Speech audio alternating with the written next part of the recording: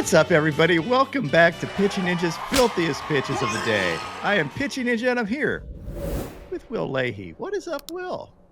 Ninja, doing pretty good. Had a great night. Went to the Met Gala. You know how I like to go there every year and just kind of show off my outfits. And it was a lovely evening. Got to see a lot of the old friends in the industry, if you know what I mean. But how were the baseball games, Ninja? Well, I mean, I was thinking of going yesterday because I do tend to get asked a lot to go to those things because, number one, my sex appeal, and number two, I know how to dress.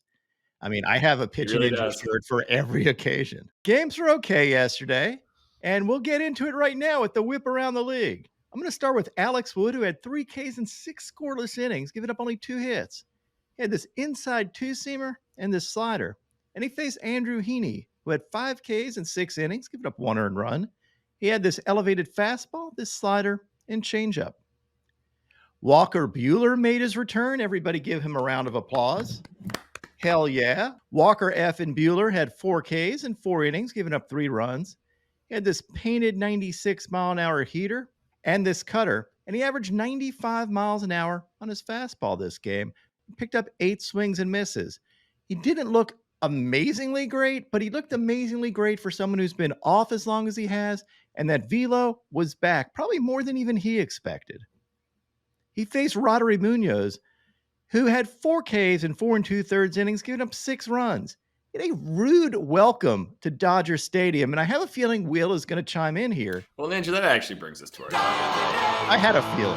It's from Shohei Ohtani with his 441-foot blast, which is nothing special for this guy, 441. But I love the call here from the Dodgers broadcast saying, sounds like a shotgun blast, and it absolutely did. Oh, my goodness!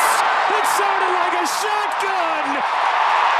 Gone again! His 4th jack in 9 at-bats, and when you're doing that, you're getting undying of the week. Unless you're Travis d'Arnaud, but... Yeah, well, that's true. And here's Clayton Kershaw talking about him being just mind-boggled at Shohei Ohtani. We actually got Kershaw for this, for a special Dong of the Day interview here from Clayton, and here he is. Man, I don't remember him even being this good in Anaheim. Like, you look up and you watch the highlights, but, I don't remember him ever being on this kind of tear. This is unbelievable. Every ball that he hits he's just so strong. I don't get it. I don't think anybody does how he does it. It's just amazing. Mike Clevenger had no Ks in 2 innings, giving up 4 runs. So we don't have much in the way of highlights of him. But since Saturday was the Kentucky Derby, figured I'd do a throwback here and show Mike Clevenger compared to Seattle Slew. I believe Mike is on the left here. He faced Tyler Alexander, who had 7 Ks in 4 innings, giving up 2 runs, and had these fastballs, including this sinker, and these sweepers. Tyler Anderson, no relation to Tyler Alexander, had 5 Ks in 6 1/3 innings, giving up 4 runs. He had these changeups and cutters, though this one was framed an absolute ton and still called a strike. I mean, it is not where the catcher's glove ends up that decides whether to pitch as a ball or strike, just for you guys out there. He faced Mitch Keller, who had a complete game yesterday. Yay! We don't see a lot of them. Great job by Mitch Keller. He had 5 Ks, gave up 1 run, and only 5 hits. He had these fastballs and sweepers, and just a really good outing from Keller. Sean Manaea had 1 K in 6 innings, giving up 3 runs. He had this elevated changeup for his K. He faced Kyle Gibson, who had 4 Ks in 6 innings, giving up 2 earned runs, and had this changeup and sweeper. Yu Darvish had 5 Ks and 5 scoreless innings. He had this painted fastball, this nasty two-seamer, and this slider. He faced Justin Steele, who's back. Yay, Justin Steele. Woo! Justin! Yes! Ow! You! He had 2 Ks and 4 2/3 scoreless innings, including this one that shows how nasty his fastball is. Look at him attack up and in, and as a hitter, you just can't do anything with that pitch. And he picked up a sword on this slider. Luis Castillo had 7 Ks and 6 2/3 innings, giving up 3 runs.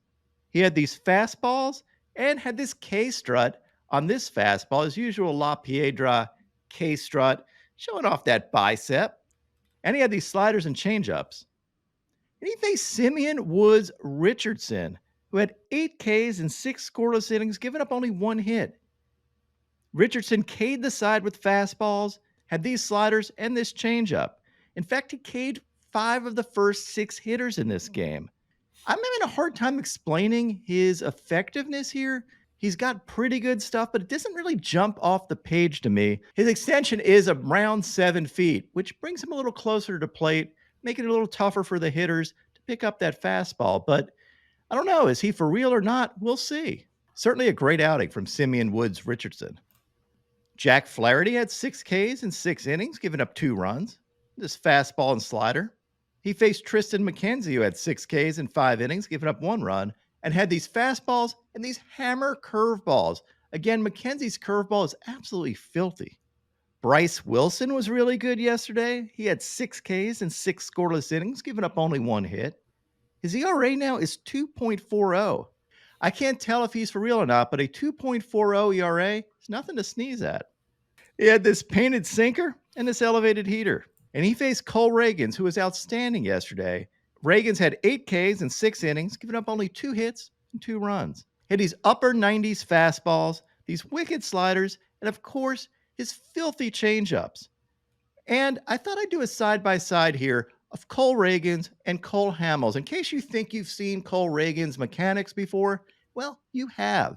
And here's Ragans talking about it. Growing up and, through high school and stuff, I watched a ton of Cole Hamels stuff.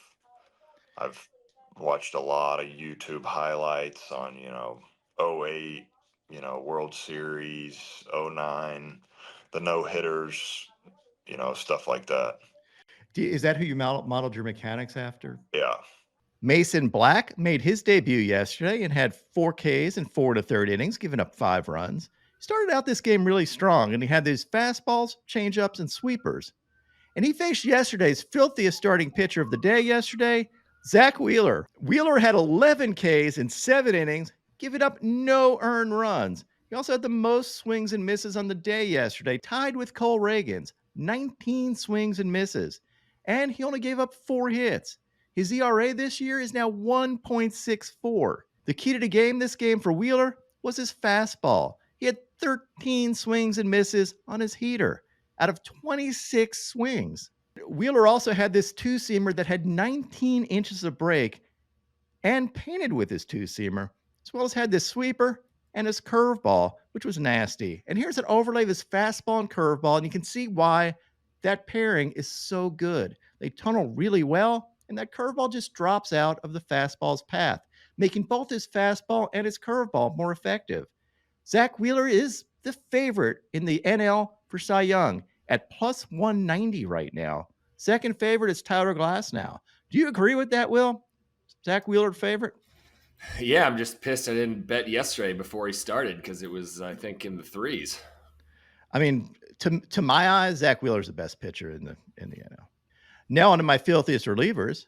Emmanuel Clase had this filthy cutter. Hobie Milner had this sweeper. Nick Anderson had this curveball and fastball. Matt Strahm had these fastballs. Nick Sandlin had this filthy slider. Well, I'm not sure if it's really that nasty or if it's just Javi Baez. Robert Suarez had this overpowering heat. Caleb Thielbar had these curveballs. Joey Wentz had this cutter and curveball. And Alex Vesia had this nasty slider. My top 5 filthiest pitches of the day yesterday. At number 5, I have Triston McKenzie and his hammer curveballs. At number 4, Jhoan Duran's splinker and curveballs. I mean, even when he's not throwing 103 miles an hour, these things are absolutely disgusting. That man is unfair. At number 3, we have Austin Adams and these sliders. More impressive than these sliders were his gum kick. I mean, he uses it like a freaking hacky sack. Look at the man. Great mouth to foot coordination. You don't see this every day. At number 2, we have Cole Ragans and his nasty changeups. And at number 1, I'm going to give that overlay of Zack Wheeler's fastball and curveball as the filthiest thing I saw yesterday. And now, my pitching ninja moment of Zen. Check out this beard. It kind of reminded me of the bearded duo of TJ Antone and yours truly, doing the Baseball Dojo podcast this week, which is out right now with also special guest Reed Detmers. Be sure to check it out. wherever you get your podcasts. It's awesome. My picks of the day today are a 4-leg parlay. I'm going to start with Shota Imanaga for 5Ks or more. Then take Corbin Burns for 6Ks or more. Take Zach Gallen for 6Ks or more. And top it off with Yoshinobu Yamamoto for 6Ks or more. What would your picks of the day be?